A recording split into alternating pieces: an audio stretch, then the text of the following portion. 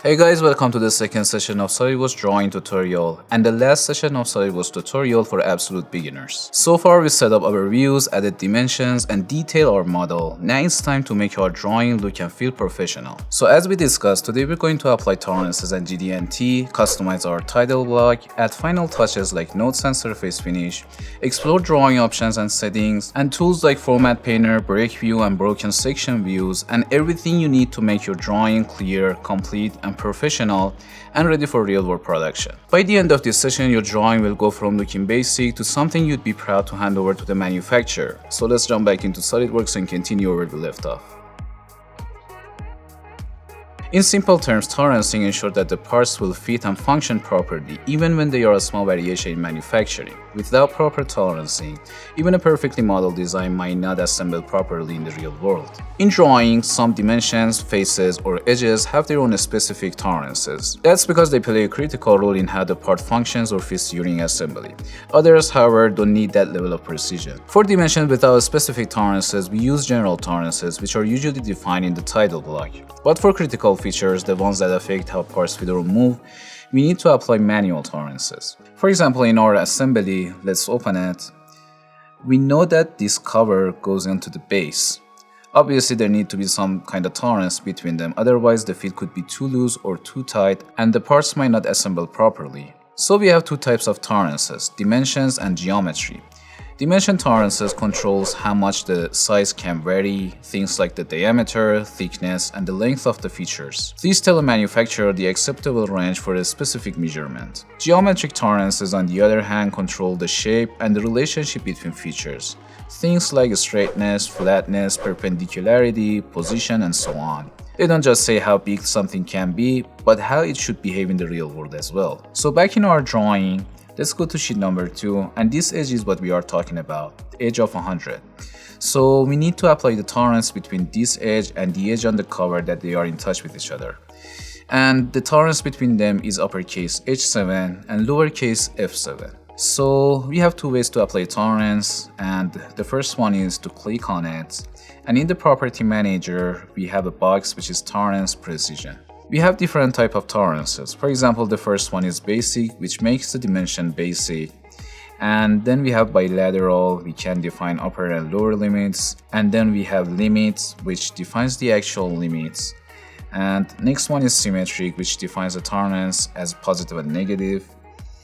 And then we have mean or max. And then we have the fit, which displays the letter and the ID number. And as I told you, we have F7, I can find it here, and it displays next to the dimension. The next one is fit with tolerance, which displays the tolerance next to the letter as well. And the last one finally is fit tolerance only, which eliminate the letter and ID number and only display the tolerance.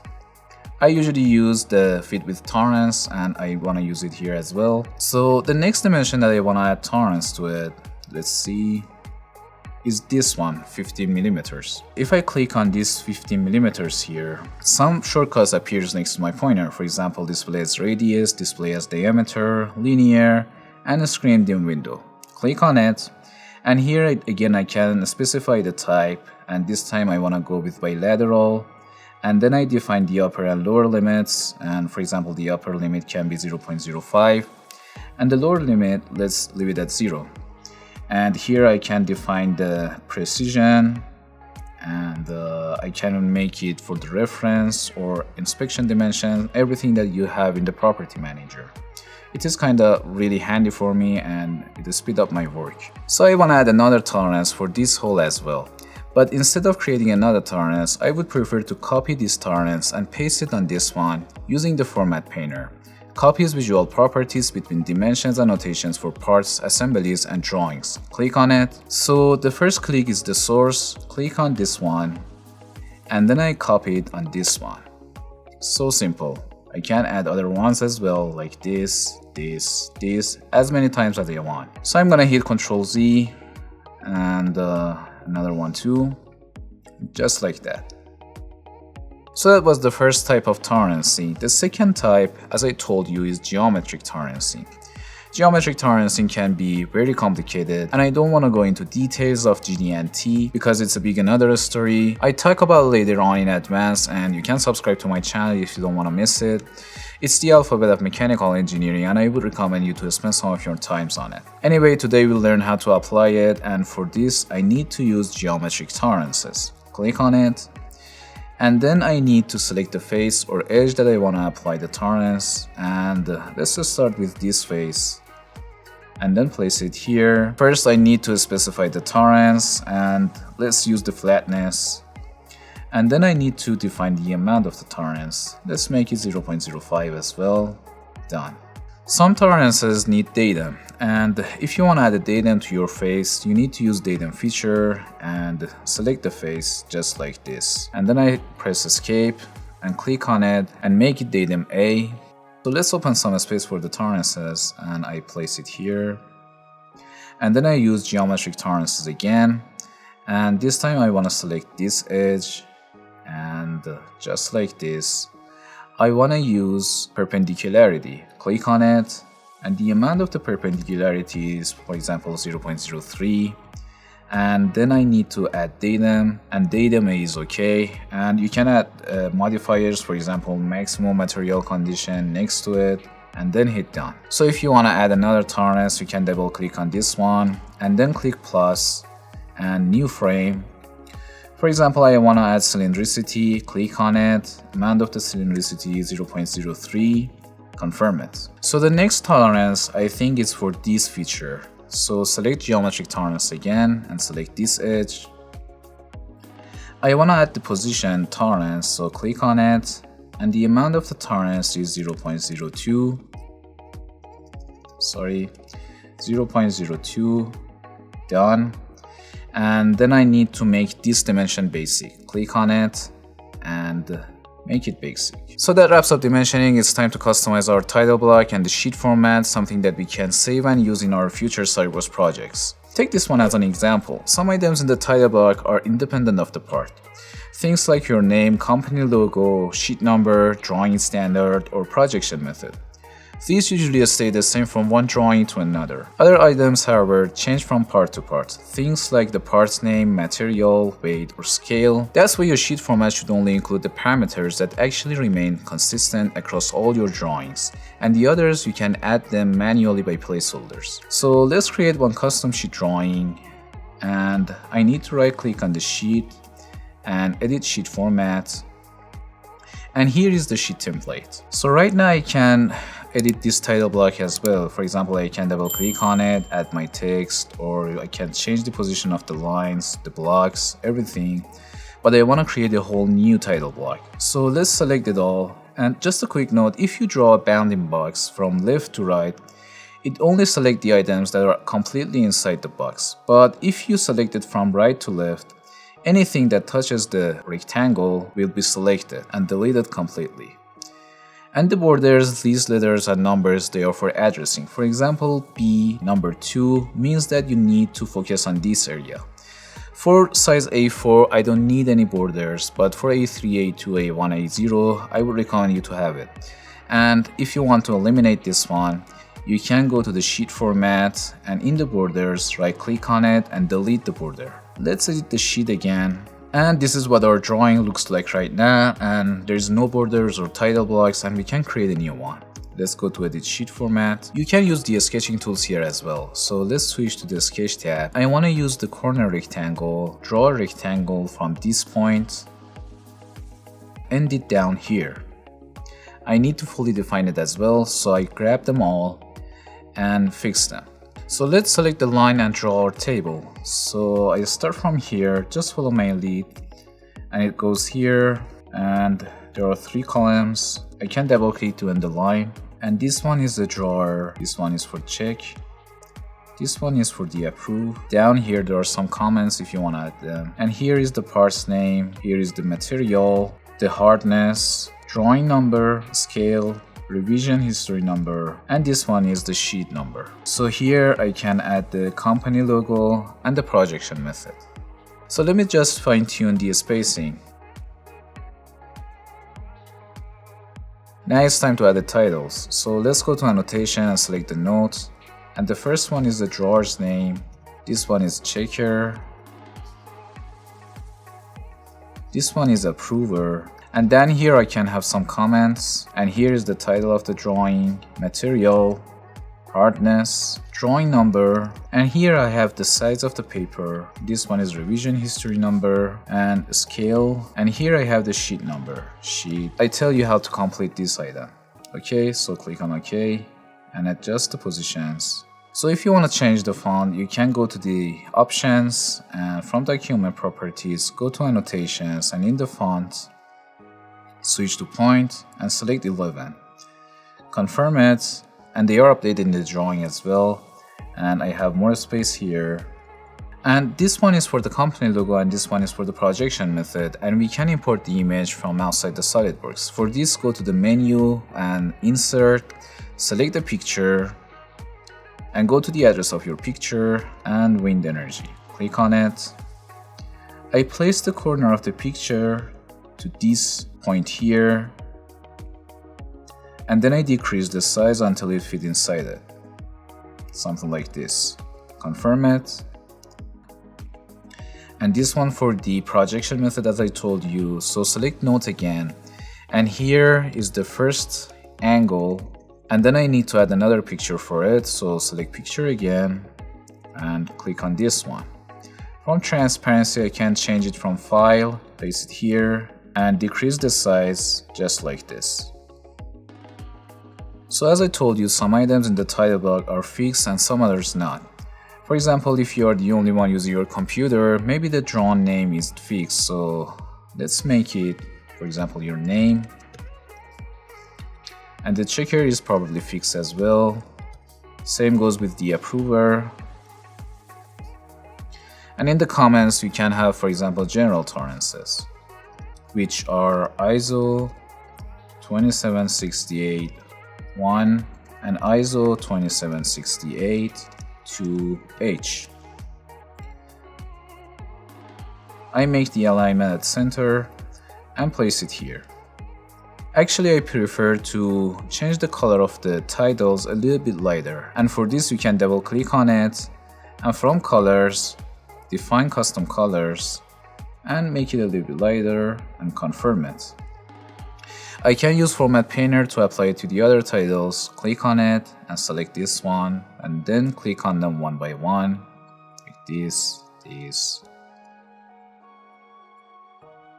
just like this. Confirm it. Anyway, the title, material, weight, hardness, drawing number, size, revision history table, scale, they differ from part to part, and the sheet can be automated. So let's add some placeholders for these non-fixed items. First, I need to define the notes and I place them down here, resize it, and another one down here, another one here as well.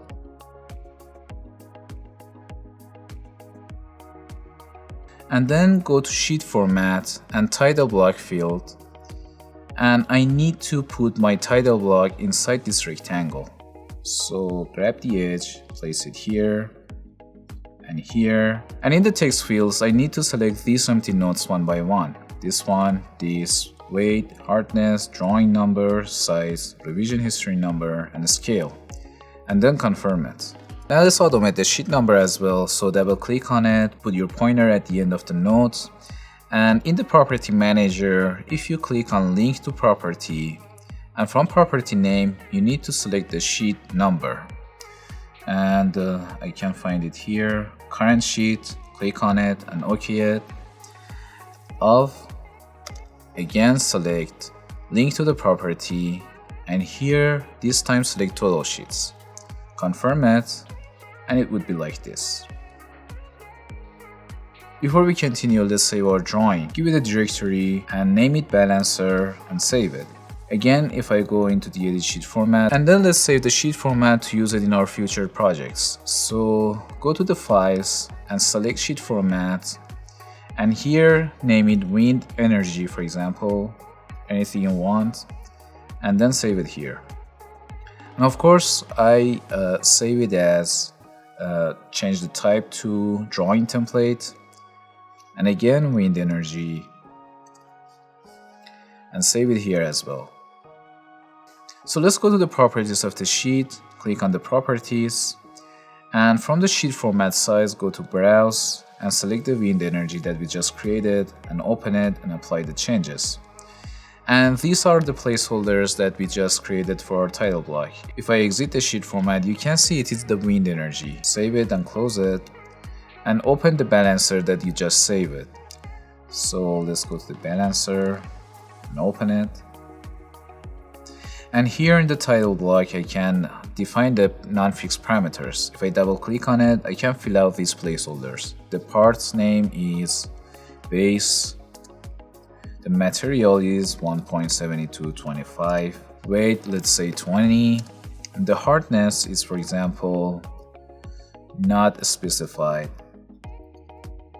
Drawing number, let's say it's D334455. The size is A4. Revision history number is 0 and the scale is 122. Confirm it. Just like that, we completed our title block that easy. So if you want to apply it to the assembly drawing, you need to switch to sheet number 1 and right click on the sheet and go to the properties, and here again go to the browse and select the wind energy. Open it and apply it to the part. So here, as you can see, you can add the placeholders as well. For example, the title is the balancer. The material, we don't have any material here. I leave it empty. The weight is, for example, 50 kilograms. The hardness, not specified. Drawing number, just say something. The size is A4. And revision history number is 0. Scale 2 to 1. Confirm it. Now let's add another sheet, and for this I need to click on this icon down here, and this one is for the gear. As you can see, it opens with the customized title block that we just created. So let's go to the view palette and go to the browse and select the gear, and let's bring the left view. It's too small for the paper, so I need to resize it, cancel and select it, and in the scale switch it to, for example, 2 to 1. I want to create a section for this one, so go to the drawing, section view, create a section at the center of the part, place it here, the direction need to flip it, confirm it. So I need to add some dimensions, and for this I use the baseline dimensioning again. Select this edge, this one, and this one. I bring them a little bit closer. And of course I have some diameters here as well.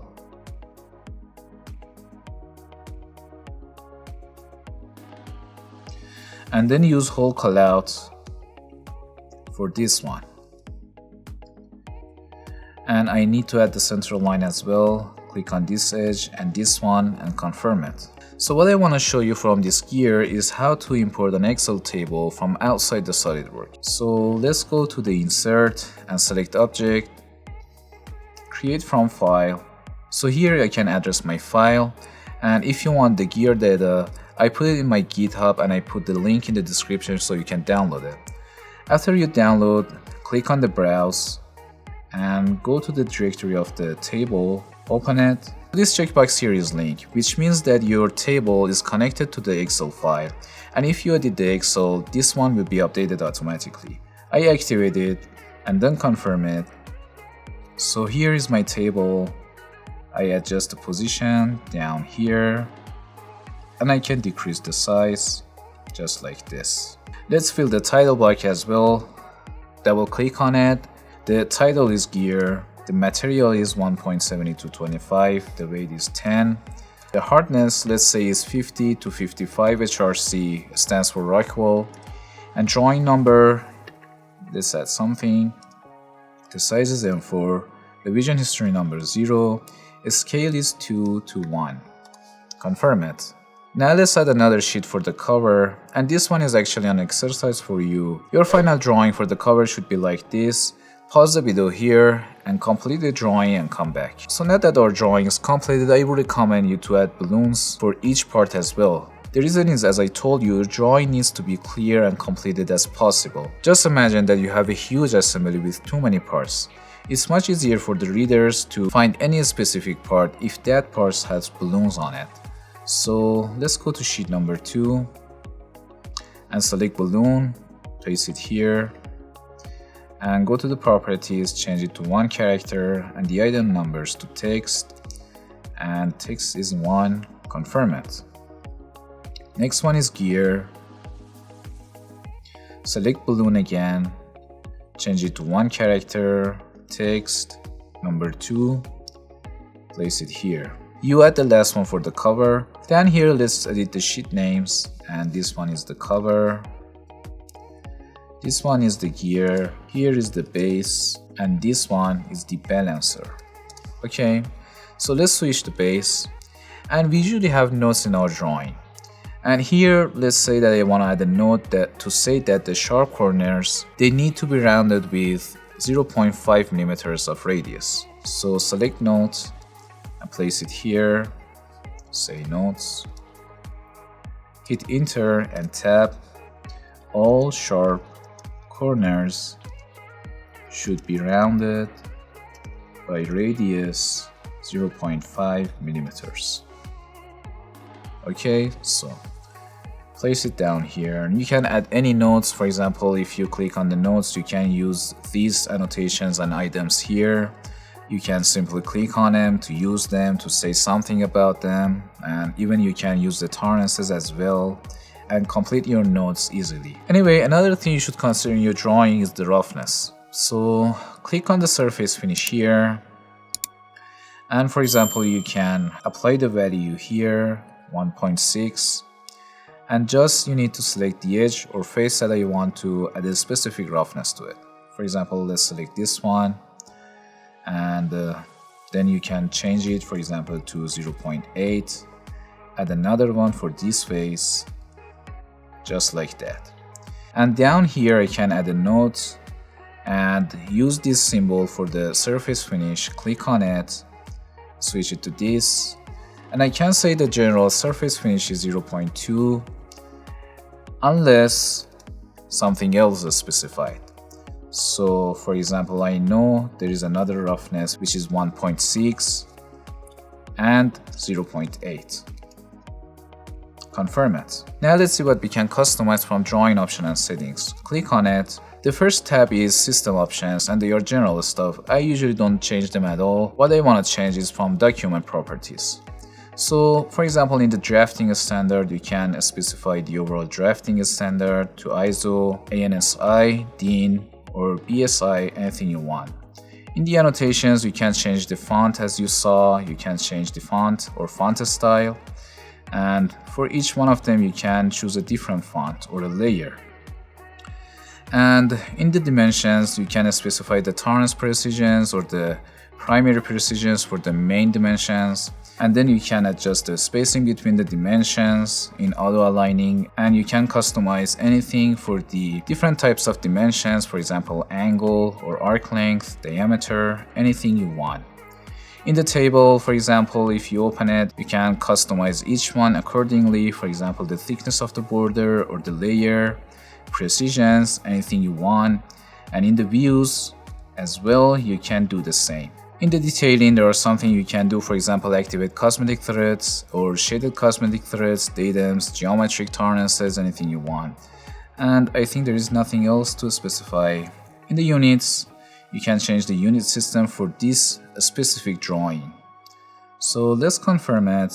So here, as I told you, you can change the layer for different items.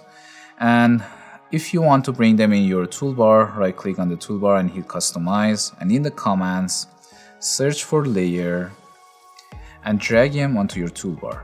Okay, so let's create a new layer. Click on new, name it for example diameter, and the thickness is this. Style you can change it from here, thickness from here. The color you can change it for example to blue. Click on OK and confirm it. Now if I select for example this diameter, I can change the layer to diameter, As you can see, the style and the color changes for this diameter. So I hit Ctrl Z. So I think our drawing looks perfectly professional and clear. Everything about it is okay. For example, the dimensions, geometric tolerances, notes, surface finishes, everything looks perfectly complete and professional. So let's see what I'm drawing, what is break view and broken out section. And save this one and create a new part document and go to the front plane and create a circle with the diameter of 100. From features, select extruded boss, use thin feature, and the amount of the extrusion is 4000. Confirm it, and then click here to create a drawing from the part, and you need to save the part, name it pipe. Just select the drawing, it doesn't matter which one. I want to show you how the break view and broken out section does. I bring the left view into the environment, and as you can see, it's too small for our sheet size. Click on it, and from the scale, change it, for example, to 1:5. So it's too big for our paper size, and I need to somehow decrease the size, and for this I can use the break view for better visualization. Click on it and place one edge on this side, another one on this side, and the gap, let's make it 2 and confirm it. I can use these edges to fine-tune the spacing. Broken out sections shows you what is inside the part. It cuts away a portion of an existing view to expose inner details of the model. Click on it. You need to draw a close sketch. I draw it like this. And then I need to select the edge and confirm it. So it shows what is inside the body, any specific features, and you can display it in your drawing. And just like that, we wrapped up the full process from sketch to drawing. If you made it this far, give yourself some credit. SolidWorks is not easy to use, but you've just taken a huge step towards becoming a confident CAD designer. I've got more tutorials and videos coming your way. You can subscribe so don't miss what's coming next. There is still a lot we need to learn, things like SolidWorks surface, sheet metal, mold design, and of course GD&T. Any question, drop it in a comment, and if the videos help you out, make sure to like them. Keep practicing, keep building, and don't stop here. From one engineer to another, see you in the next one.